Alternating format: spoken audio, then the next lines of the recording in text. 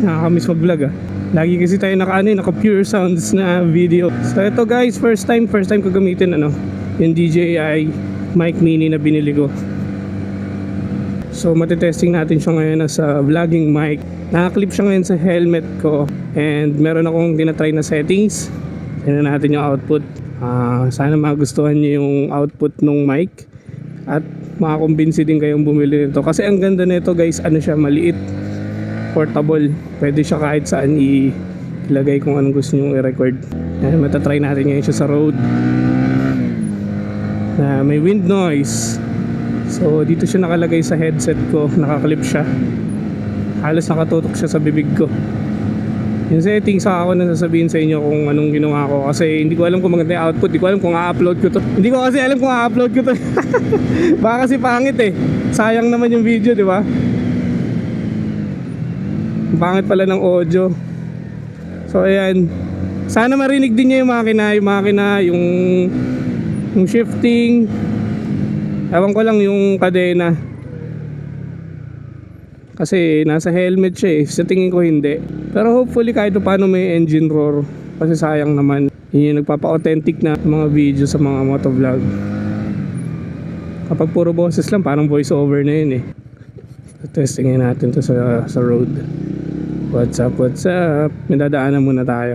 Pagdating doon sa labasan guys, hindi muna tayo magsasalita. Titingnan natin kung paano niya i-absorb yung environment, yung sounds ng environment kung hindi nagsasalita yung rider habang nasa helmet siya. So titingnan natin. Bali testing talaga ng testing to guys eh, kasi bago to eh, bago. Isipin nyo ang liit. Bagong setup to. DJI, baka naman puro DJI na yung gamit namin magkapatid. Baka naman DJI Philippines. Nga pala, ang lambot ng clutch natin, no? Kasi in-adjust ko na siya ulit eh. In-adjust ko na siya. Ang sarap, ang lambot oh. Tangkita naman eh. Nakikita nyo naman sa video kapag hirap na hirap yung kumakambyo eh. Eto, wala downshift. Sarap, smooth. Shoutout kay Kapwa. Kay Kapwa natin napanood yan. Ang ganda ng setting ng clutch niya. Ngayon walang hirap oh. Woo! Sarap. Downshift. Smooth lang. Ang di lang talaga smooth yung mga mga kasabay mo sa daan. Magugulo eh.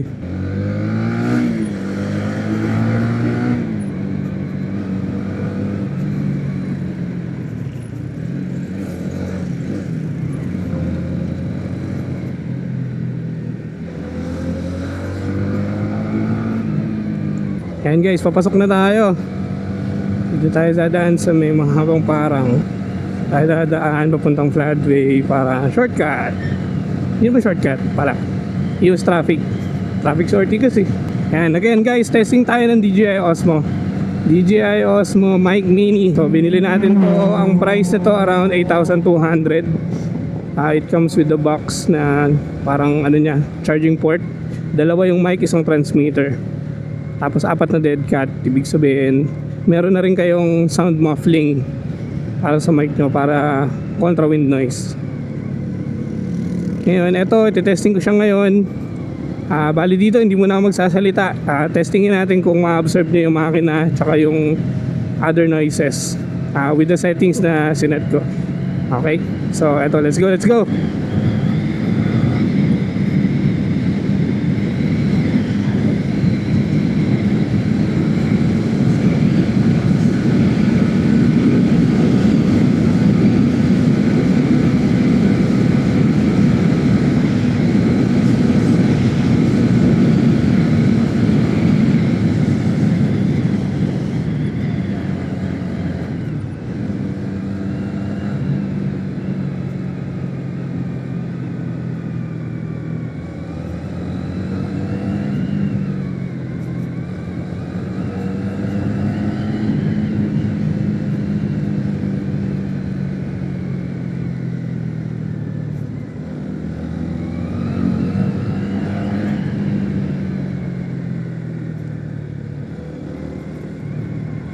Saan pa kayo guys? Bali itong mic medyo malapit sa bibig ko so Take note of that.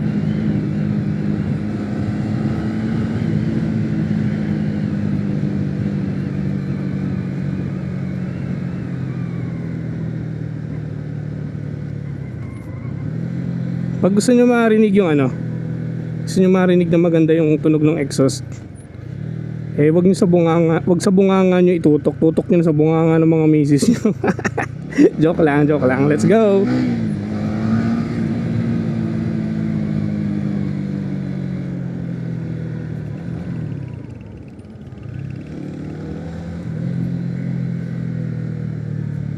Parang marilaki ah.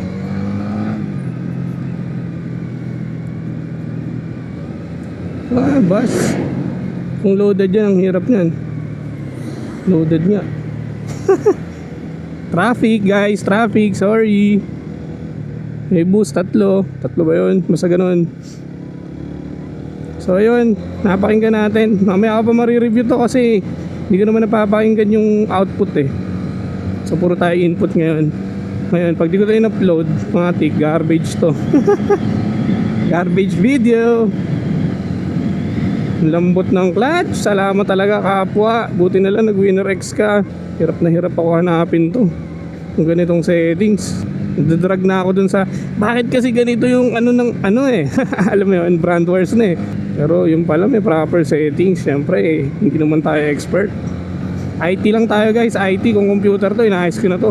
Pero ngayon ako na nagsisetting ng ano, kasi meron na tayong, yun nga yung kagandahan ng YouTube, Facebook. Meron tayong nakukuhang information sa internet. Ang problema, hindi naman lahat yan tama. Iba dyan, kupal ka ba boss?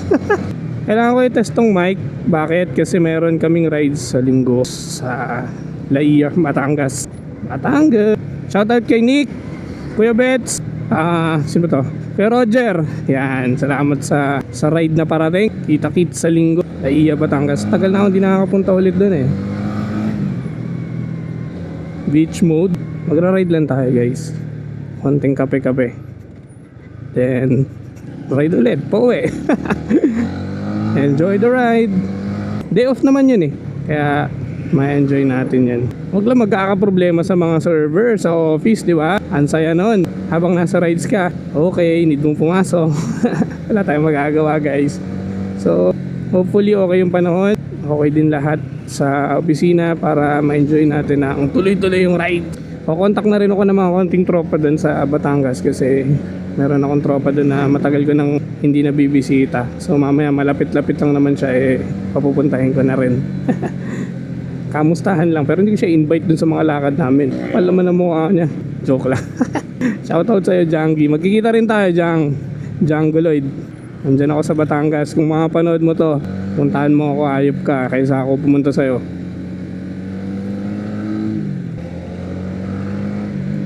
Ba't ganun yung kulay ng okay, stockings. Kasi tinan nyo guys, kamukha niya yung ano, ay kakulay niya yung jacket. Kaya sabi ko, ba't ganun yung legs niya ate? Baka ako nakikialam sa legs ng may legs. Iba yung kulay eh, lap trip yun ah.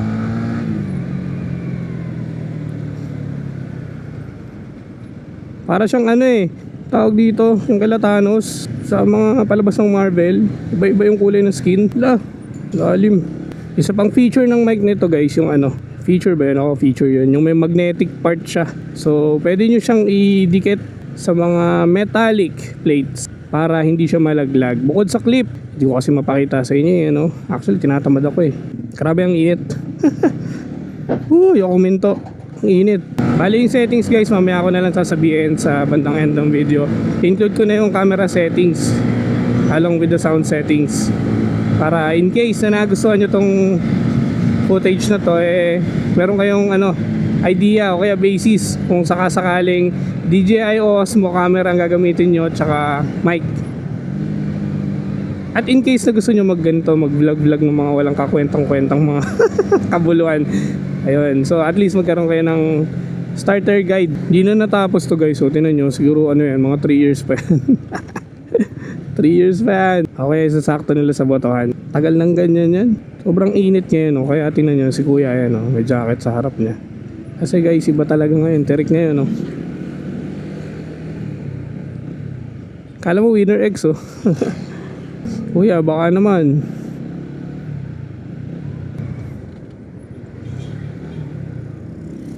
Di tumitingin si kuya, no?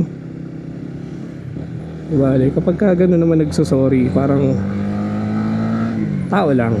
You know, eh! Eh! Ano, walang traffic, no? On the beat! Nag-on the beat din tayo, guys. Nawasak nga lang. Di pala. Naibenta pa natin yun. Walang damage yung motor, ako lang may damage. Ang galing. Kaya ingit kayo sa mga asong biglang tumatawid at tumitigil. Yun yung masaklap, na nangyari sa akin. Etong na-enjoy natin yung ride, blessing na to. Additional na to sa ano natin, sa lifespan. Kaya huwag kalimutan mag-pray, mag-ingat kapag nagra-ride. Masalamat tayo lagi sa mga blessings. Guys, di natin alam. Huwag naman, pero di natin alam. Bigla na lang. Eto na naman tayo, 3 days na naman tayo dito, guys. Shoutout sa inyo mga polis. Tatayo-meron ko nga to. Dito kami nasusunog eh. Pakaramdam ko ang tagal dito eh. Guys, ang ganda nung ng positioning ng mic ko. Hindi ko lang talaga alam kung klaro to. Tsaka hindi masakit sa tenga. Tingnan nyo. Ayan o. Diba? Ayan na, may idea na kayo kung saan nakalagay. Ang totoo niyan, hindi ko kasi alam kung saan ko ilalagay. Kaya kinlip ko na dyan. Siyempre, resourceful tayo eh.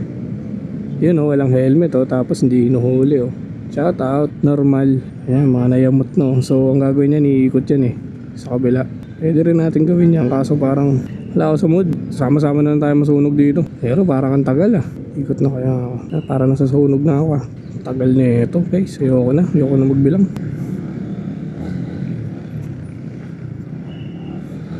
Grabe, ang tagal doon. Lagi na lang ganun doon. Dito na lang tayo. Safety lang tayo dito. Huwag tayo mag-U-turn agad doon sa halata. Doon tayo sa medyo parang kunyari, eto kunyari tingin tayo dito sa shoutout Eagle Speed, kunyari mag-i-inquire ako sa inyo. Ang totoo niyan, gusto ko lang mag-U-turn, buset. Yan kunyari mag-i-inquire tayo, pero wala eh. Aabutin tayo ng siyam-siyam doon guys, di ba? So mabilis pa rin to kaysa maghintay doon, grabe. Yun nga lang, pagka manual motor nyo guys, so masasuggest ko talaga sa inyo, adjust nyo muna yung clutch nyo ayon dun sa sa tamang setting. Hindi yung basta lang na pwede na, kasi kayo din magsasuffer din yung clutch system nyo, pati yung pangangalay nyo, tsaka yung inis nyo sa minsan ayaw pumasok sa gear na ganito, ayaw pumasok sa neutral. Kaya kung ako sa inyo, ang pinaka suggestion ko unang-una, ayusin nyo muna yung clutch adjustment. So merong video, hindi na tayo gagawa ng video dyan kasi ang lupit ng pinagbasehan natin eh, si Kapwa. Ilalagay ko na lang yung link ng video niya siguro dito sa sa comment section. Yun panoorin nyo. Kung tingin ko hindi lang naman sa Winner X yun, hindi lang sa Winner X yun, para na sa lahat ng sa lahat ng nagka-clutch na motor, nagma-manual na motor, pwede nyo siyang i-apply. Pero grabe thankful talaga ako bumili si Kapwa kasi bago tong Winner X eh. Wala namang nagre-review nito eh. Yung review natin, puro kalokohan lang naman review natin dito eh. Yung review niya talagang technical. Yun nga lang, may pinapost na siyang looking for na mags. Hindi na natin kaya abutin yun. Wala na, pan-daily daw Kapwa. Pan-daily talaga. Pabago na ng pabago ah. Pag yan napalitan na ng ECU, upgrades ng ECU or exhaust pipe, wala na, hindi na pang daily ang Kapwa. Understood na natin yan. Magiging Hera din yan.